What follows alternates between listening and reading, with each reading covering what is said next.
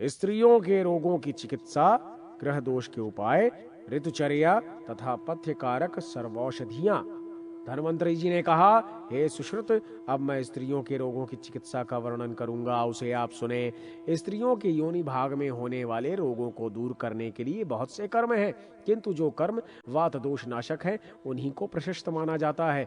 वच, उपकुंचिका यानी काला जीरा, जाति फल यानी जायफल, कृष्णा यानी काली तुलसी, वासक यानी अड़ूसा, सैंधव यानी सैधा नमक, अजमोदा यानी अजवाइन, यवक्षार, चित्रक तथा शर्करा को पीसकर सभी को मिश्रित करके घी में भूनकर जल या दूध के साथ सेवन किया जाए तो स्त्रियों की योनि के पार्श्व भाग में होने वाला शूल, हृदय रोग, गुल्म और अर्श विकार दूर हो जाता है। बेर की पत्तियों को पीसकर योनि भाग में लेप करने से उसकी वेदना शांत हो जाती है।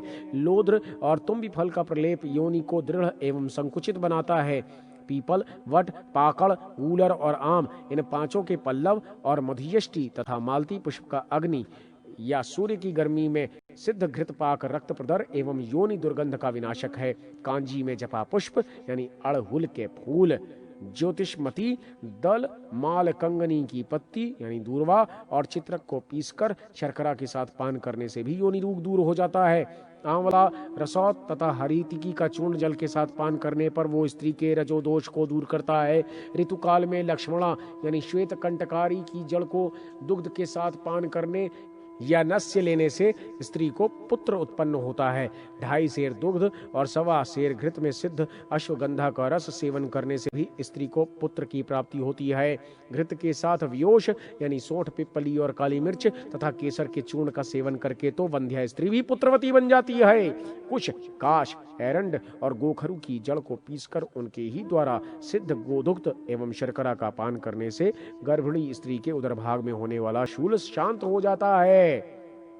पाठा यानी पाढ़ा, लांगली यानी कलियारी, सिंहास्य यानी कचनार, मयूर यानी चिचड़ा और कुटज यानी गिरिमल्लिका या कुरैया को अलग अलग पीसकर नाभि, पेड़ू तथा योनि भाग में लेप करने से स्त्री को सुखपूर्वक प्रसव होता है। मदार या बकुल की जड़ का लेप प्रसूता स्त्री के हृदय, मस्तक और वस्ति यानी पेड़ू भाग में होने वाली पीड़ा का हरण करता है। ऐसी स्थिति में स्त्री को दही अथवा गुनगुने जल में यवक्षार को मिलाकर पीना चाहिए। 10 मूल के क्वाथ से सिद्ध घृत पाक भी प्रसूता स्त्री की पीड़ा का विनाशक है। दुग्ध के साथ साठी चावल का चूर्ण सेवन करने से प्रसूता स्त्री को दूध होने लगता है। विदारी, कंद, सतावर तथा कपास के बीजों का योग भी प्रसूता के दुग्ध वृद्धि में सहायक है। स्तन शोधन के लिए प्रसूता स्त्रियों को मूंग का जूस पीना चाहिए। कूट, वच, हरितकी, ब्राह्मी, द्राक्षा फल, मधु और घृत का योग रंग, आयु तथा सौंदर्य वर्धक होता है। इन सभी औषधियों का लेह बालक को चटाना चाहिए। स्तनजन्य दूध का अभाव होने पर बकरी अथवा गाय का दुग्ध बालक के लिए उचित होता है। बच्चे की नाभि में सूजन आ जाने पर उसको अग्नि में गर्म की गई मिट्टी से सेकना चाहिए। वमन, खांसी और ज्वर होने पर मुस्त यानी नागरमोथा तथा विषा यानी सोठ के चूर्ण को मधु आदि के साथ चाटना या क्वाथ बनाकर पीना चाहिए। नागरमोथा, सोठ, गूलर, बिल्व और कुटज यानी कुरैया नामक औषधियों का रस अतिसार रोग का विनाश करता है। व्योश यानी सोंठ, पिप्पली और काली मिर्च, बिजौरा नींबू तथा मधु के योग से हिचकी और वमन रोग दूर होते हैं। कुष्ठ यानी कूट, इंद्रयव, सरसों, हल्दी तथा दूर्वा रस से कुष्ठ रोग पर सफलता प्राप्त की जा सकती है। महामुंडनिका, महाश्रावणिका तथा उदीच्य यानी वीरे या चोप चीनी के क्वाथ से स्नान करने पर ग्रह का दोष दूर हो जाता है। ग्रह दोष होने पर शरीर में सप्तपर्णी, हल्दी और चंदन का लेप करना चाहिए। शंख, कमल गट्टा, रुद्राक्ष, वच तथा लौह आदि धारण करने से भी ग्रह दोष दूर होता है। बालकों पर ग्रह दोष का प्रभाव होने पर निम्न मंत्र से उसकी शांति का प्रयास करना चाहिए। ओम कंग टंग गंग गंग वैनतेयाय नमः। ओम ओंग हांग हः। इस मंत्र से मार्जन करने तथा बलि प्रदान करने से अरिष्ट ग्रह शांत हो जाता है। बलि प्रदान करते समय निम्न मंत्र का उच्चारण करें। ओम ह्रीं बालग्रहाद बलिम गृहीतम बालम मुच्यत स्वाहा। इस मंत्र का जाप करें। फिर से सुनिए।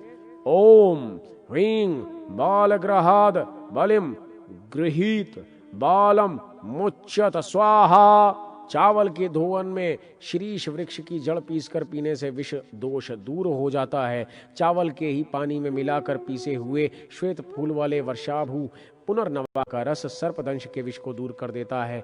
दही, घृत, चौराई, गृह धूम, हल्दी, मधु तथा सेंधा नमक को पीसकर पीना विषनाशक है।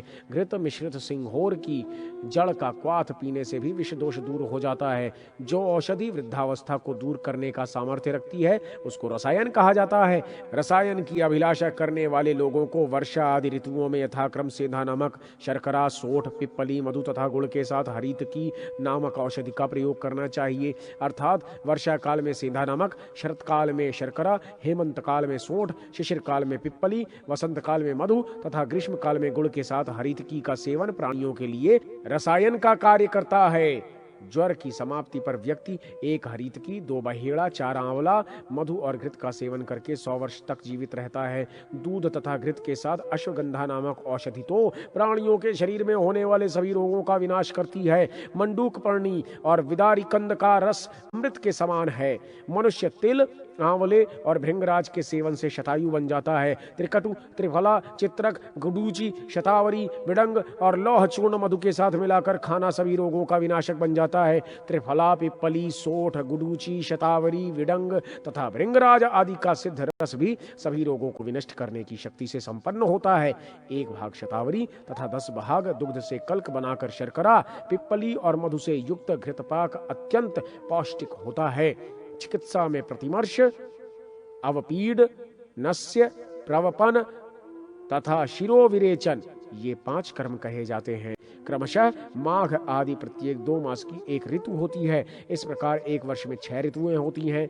इन सभी ऋतुओं में अग्नि सेवन, मधु, दूध और दही के विवर्त आदि का सेवन करना चाहिए। मनुष्य को शिशिर ऋतु में स्त्री के साथ रहना चाहिए। वसंत ऋतु में दिन में सोना उचित नहीं है। वर्षा ऋतु में दिवा निद्रा तथा शरत काल में चंद्र किरणों का सेवन मनुष्य के लिए त्याज्य है। साठी चावल, मूंग की दाल, वर्षा का जल, क्वाथ और दूध पथ्य है।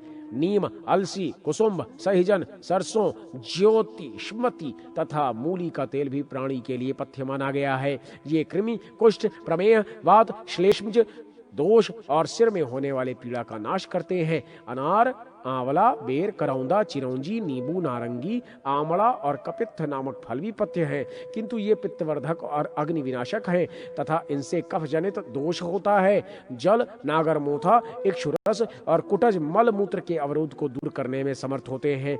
धामार्गव अर्थात घिया तरोई को सदैव वमन के रोग में सेवन करना चाहिए। पूर्व काल में वमन करने के लिए वच के साथ खैर और इंद्रयव का सेवन लाभप्रद है। पित्त दोष होने से प्राणियों का अन्नादिक कोष्ठ सबल नहीं रह पाता। उनमें एक प्रकार की मधुरता रहती है। वात और कफ दोष का आश्रय मिलने से उसमें दोष अधिक ही आ जाते हैं। वात, पित्त और कफ इन त्रिदोषों की समान स्थिति रहने पर उन कोष्ठों की क्षमता मध्यम रह जाती है। उस स्थिति में ना तो उनकी कार्य क्षमता में शिथिलता रहती है और ना उनमें दोषों की क्षमता की अभिवृद्धि। शरीर के अंदर स्थित कोष्ठ का कार्य चलता रहता है। पित्त दोष होने पर निसोद का सेवन करके विरेचन करना चाहिए। सेंधा नमक, सोंठ, निसोद, हरीतकी तथा विडंग को गोमूत्र से सिद्ध कर शर्करा और मधु के साथ सेवन करने पर विरेचन में अधिक लाभ होता है। वात दोष के प्रबल होने पर उत्पन्न हुए दोषों में रोगी को 1 भाग एरंड तेल और 2 भाग त्रिफला का क्वाथ पान कराकर वमन कराना चाहिए। 6 अंगुल, 8 अंगुल या 12 अंगुल लंबी बांस आदि की नेत्री अर्थात पिचकारी बनाकर और उस पिचकारी में करकंदू यानी बेर फल के समान छिद्र करके रोगी को उत्तान सुलाकर वस्ति क्रिया करनी चाहिए। निरूहदान या निरूढ़ वस्ति के प्रयोग में भी यही विधि कही गई है। इन दोनों विधियों में औषधियों की मात्रा आधा पल, 3 पल तथा 6 पल होनी चाहिए। इसी मात्रा को क्रमशः लघु, मध्यम तथा उत्तम कहा जाता है। इस वस्ति विधि में शतावरी, गुडूची, भृंगराज तथा सिंधुवार आदि के रस में भावित हरीतकी 1 भाग, बहेड़ा 2 भाग और आंवला 4 भाग होना चाहिए। ये औषधियां उदर रोग की पीड़ा को समाप्त कर देती हैं। मधुर, अम्ल और तिक्त आदि द्रव्यों का वर्ग तथा उनका औषधीय उपयोग। धन्वंतरी जी ने कहा, हे सुश्रुत, अब मैं रोग विनाशक मधुर आदि गुणों से युक्त द्रव्यों का वर्णन करूंगा। साठी चावल, गेहूं, दूध, घृत, रस, मधु, सिंघाड़े की गूदी, जौ, कशेरू, फूटने वाली ककड़ी, गोखरू, गंभारी, कमलगट्टा, द्राक्षा फल, खजूर, बला, नारियल, इक्षु, सतावर, विदारी कंद, चिरौंजी, मुलैठी, ताल फल और कुम्हड़ा ये मधुर द्रव्यों का मुख्य वर्ग है। इन द्रव्यों का ये वर्ग मूर्छा और प्रदाह नामक रोगों का विनाशक तथा जिह्वादि आदि सभी छह इंद्रियों का आह्लादक है। इस वर्ग के एक भी पदार्थ का अत्यधिक सेवन करने से प्राणी के शरीर में कृमि तथा कफ जनित रोग उत्पन्न हो जाते हैं। जब श्वास, खांसी, मुख व्याधि, माधुर्य दोष, स्वरघात, अर्बुद, गलगंड और श्रीपद का रोग हो तो गुड़ से बने लेप आदि का प्रयोग करना चाहिए। अनार, आंवला, आम, कपित्थ, करौंद, बिजौरा नींबू, आंवला, बेर, इमली, दही, मट्ठा, कांजी, बड़हल, अम्लवेत, अम्ल, सेंधा नमक, सोंठ तथा जीरा का वर्ग जठराग्नि का उद्दीपक और पाचक होता है। ये वर्ग स्वेद कारक, वातवर्धक, कामोद्दीपक, विदाह कारक और अनुलोमी है। इस वर्ग में सन्निहित रहने वाले अम्ल पदार्थ का अत्यधिक सेवन करने से दांत सिहरने लगते हैं, शरीर में शिथिलता आ जाती है तथा कंठ, मुख और हृदय में दाह होता है। सैंधव, सुवरचल, यवशार तथा छज्जी आदि लवण हैं। लवण की अधिकता से ये द्रव्य वर्ग लावण कहलाता है। ये शरीर शोधक, पाचक, स्वेद कारक, हाथ पैर में बेवाई तथा खुजली आदि का विकारोत्पादक है। इनमें से एक नमक का सेवन भी मलमूत्रादिक मार्गों में अवरोध तथा अस्थि मज्जादि की शक्तियों को कोमल कर देता है। लवणजन्य रस शरीर में खुजलाहट, कोष्ठकों में शोथ तथा विवरणता जनक है। उसके दुष्प्रभाव से रक्तवातज, पित्त रक्तज, कामोद्दीपन और इंद्रिय जनित पीड़ा के उपद्रव की उत्पत्ति भी होती है। व्योश यानी सोंठ, पिप्पली, काली मिर्च, सहिजन, मूली, देवदारू, कुष्ठ यानी कूट, लहसुन, बकुची, नागरमोथा, गुग्गुल, लांगुली आदि औषधियों का वर्ग कड़ुआ, अग्निदीपक, शरीर शोधक, कुष्ठ, खुजली, कफ, स्थूलता, आलस्य तथा कृमि दोष का विनाशक एवं शुक्र और मेद का विरोधी है। इस वर्ग की एक भी औषधि का अधिक सेवन करने से वो भ्रम एवं विदाह उत्पन्न करता है। कृतमाल यानी केवड़ा, सोमालिका, शरीर यानी वंशाकुर, हल्दी, इंद्रियव, स्वादुकंटक, भोई, कुम्हड़ा, वेतलता, बृह, कीद्वय, शंखनी यानी चोर पुष्पी, गुडूची, द्रवंती, मूसाकर्णी, त्रिवृत्य, निशोत, मंडूकपर्णी, मंजीठ, कारवेल यानी करेला, वार्ताकु यानी बैंगन, करवीर यानी कनेर, वास यानी अड़ूसा, रोहिणी यानी कंजा, शंख चूर्ण यानी शंख पुष्पी, करकोट यानी खेखसी, जयंतिका यानी वैजंती, जाति यानी चमेली, वारुणक यानी वरुण, निम्ब यानी नीम, ज्योतिषमती यानी मालकंगनी और पुनर्नवा नामक ये सभी औषधियां तिक्त रस वाली हैं। इनका रस छेदक, रोचक तथा जठराग्नि दीपक है। ये शरीर का अंतर एवं बाह्य शोधन करती है। इस रस के सेवन से ज्वर, तृष्णा, मूर्छा तथा कंठ के रोग विनष्ट हो जाते हैं। इस औषधि वर्ग में से किसी एक औषधि का अधिक सेवन करने पर प्राणी में विष्ठा, मूत्र, स्वेद तथा शरीर शुष्कता के विकार जन्म लेते हैं। यथोचित सेवन न करने से ये रस हानुस्तंभ, आक्षेपक, पीड़ा, मस्तिष्क शूल और व्रण आदि के भी उपद्रवों का कारण बन जाता है। त्रिफला, सल्लकी यानी चीड़, जामुन, आमड़ा, बरगद, तिंदुक यानी तेंदु, वकुल यानी मौलसिरी, शाल, पालकी यानी पालकी, मृदुग यानी मूंग और चिल्लक यानी बथुआ का रस कषाय, ग्राही, रोपी, स्तंभन, स्वेदन तथा शरीर शोषक होता है। इनमें से किसी एक का अत्यधिक सेवन करने पर वो हृदय में पीड़ा, मुख शोष, ज्वर, आद्यमान तथा स्तंभादिक रोगों का कारण भी हो जाता है।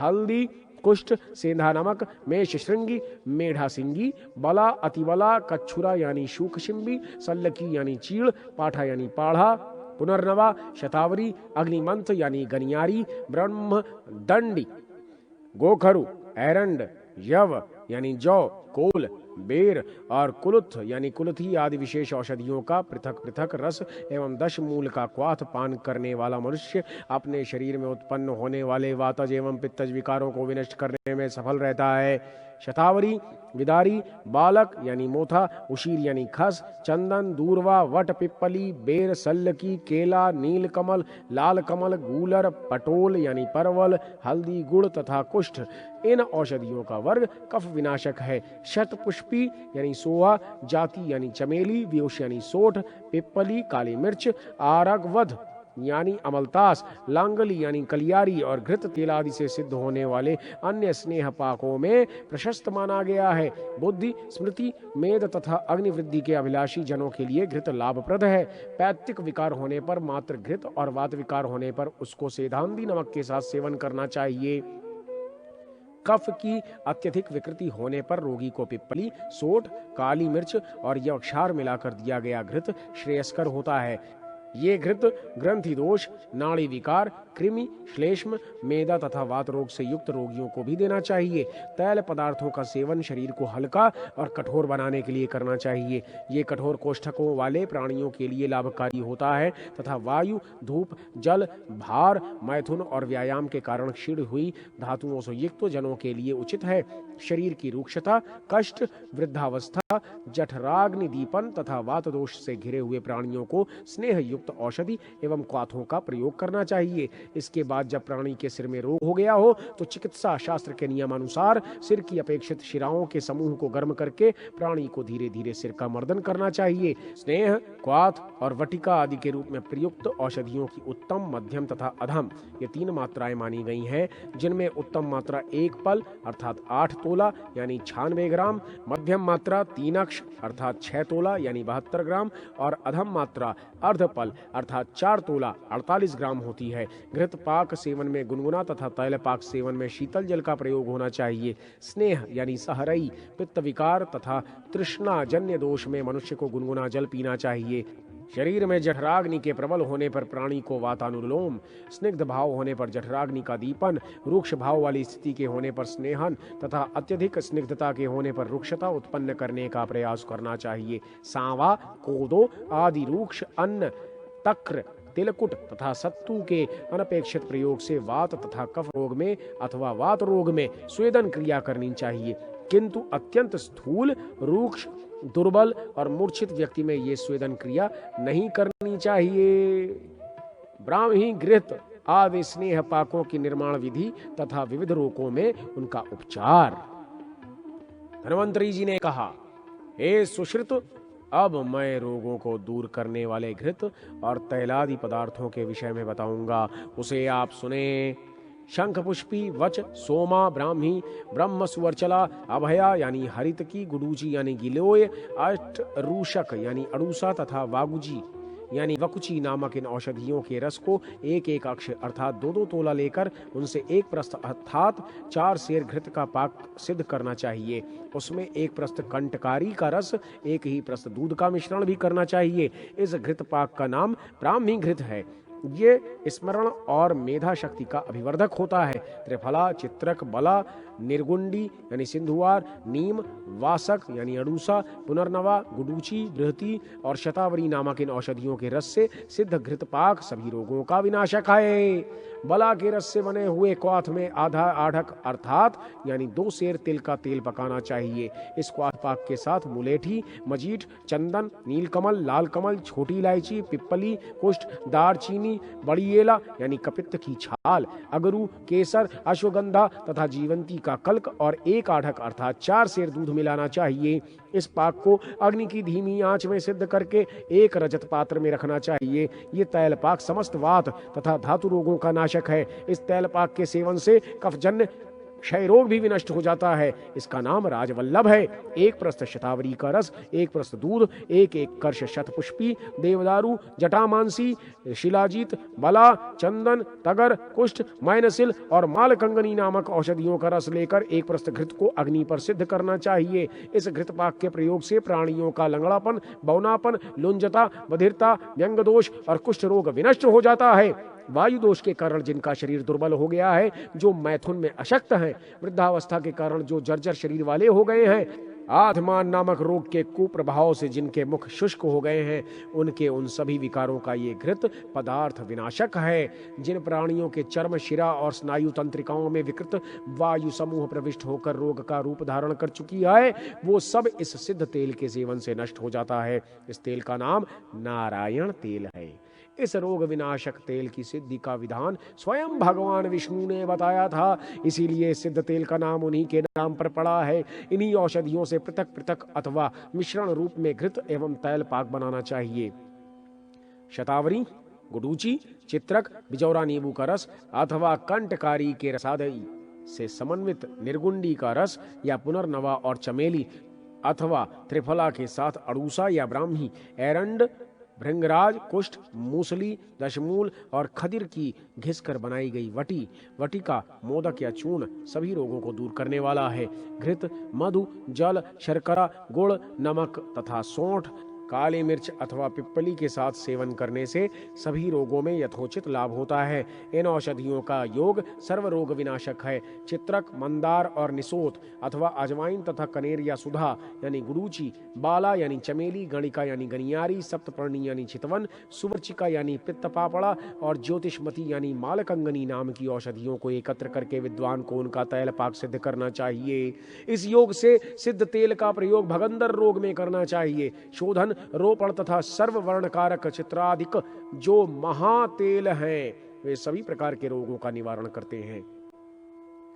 अजमोदा, सिंदूर, हरताल, हल्दी, दारू हल्दी, यवशार, छज्जे, समुद्रफेन, अदरक, सरल द्रव, इंद्रायण, अपामार्ग, केला तथा तिंदुक को समान भाग में लेकर सरसों का तेल, बकरी के मूत्र तथा गोदुग्ध को मिलाकर मंद मंद अग्नि की आंच पर पाक करना चाहिए। इस सिद्ध तैल पाक का नाम अजमोदादि तेल है। ये गंडमाला नामक रोग को दूर करता है। विद्वान व्यक्ति को सबसे पहले इस गंडमाला नामक रोग में होने वाली फुंसियों को पकाना चाहिए। तदनंतर उनका शोधन करके इसी अजमोदादि तेल से घावों को भरते हुए उसमें कोमलता लाने का प्रयास करना चाहिए।